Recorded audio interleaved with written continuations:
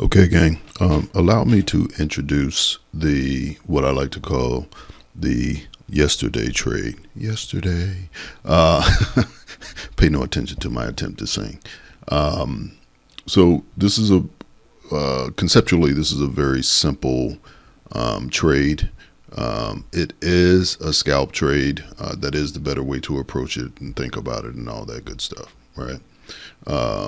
So the way that it's also relatively unrelated to the power zones, although they can, provide a little bit more guidance if you use them properly, right?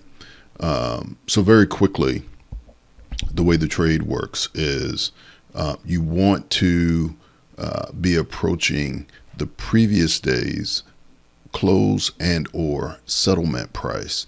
As a matter of preference, you should use the settlement price.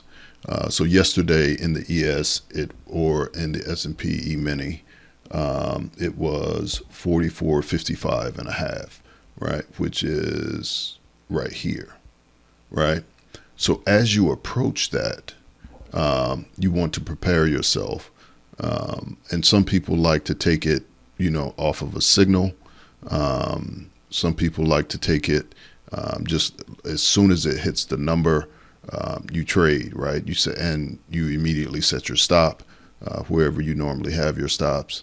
A lot of people like to use some average of their long running stop levels, but you set your stop and you scalp your way out of it, right? So, and this would be stopping out the back half. So, so in this case, you would enter at 55 and a half, right? So, if you take it that way, right, you would enter at 55 and a half, and you would have scalped out of the largest portion of it, as it moved higher, right? You take your pick as to where to scalp out of it. But you would have scalped out of somewhere between 2/3 to 3/4 of it as it moved higher, right? And then you would have left a very small piece on in the event that it became a runner. In this case, it didn't.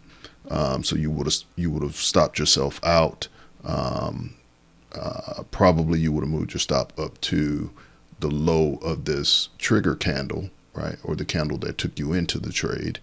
So you would have been stopped out right here. So 55 and a half to 54 and a quarter, one tick below the low of this bar, right? So you would have lost 5 ticks on the last portion of the trade, the last units of the trade, but netted against, depending on where you exited the scalp portion, netted against that, it probably would have been a positive result, right? Now, here's why this works. Markets tend to react to previous day closing levels, especially when they come to those levels on a run, right? As it did here, right? That trade, now if you were to go back to it, from here, bounce back up to it and try to short 55 and a half because you're approaching it from here, the probability of success on that trade goes much lower, right? Because it is not on a run to it, right? Now, if it were to go down here, and then rally back to it, maybe, right? But I don't have a lot of experience with taking it after the first time, right? Like you take it the first time and, it works great. If it doesn't, great. But you definitely don't look to try to use it in the same way going forward, right? Over the rest of the day. Now, the only other thing that I'll add is with respect to the power zones.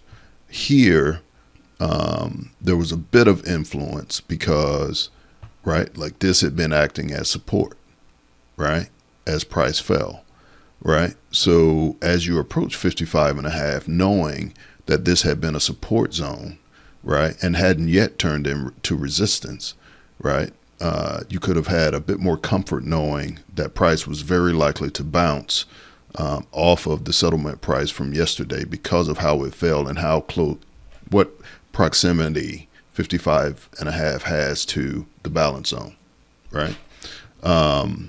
Much the same if, the yesterday's closing price had been 45.5, all right down here along the top of the low power zone, right? You could expect that it would bounce. If it had come to it in the same way, you would expect that it would bounce or could bounce, and have, arguably a sustained bounce from that level, because now you have more than one point of reference, or point of interest kind of combining to say, hey, this is a level that people may care about, or in this area. Okay. So that's it. I hope this makes sense.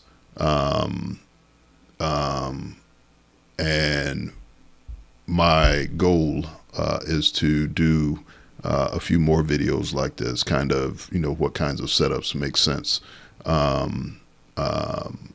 And hopefully it's something that helps those of you who trade, certainly trade intraday, and or trade in this way. All right. Any questions about it, feel free to reach out. The Trader at the Art of Simple Trading. Also, make sure you just subscribe. It should be down in this corner somewhere.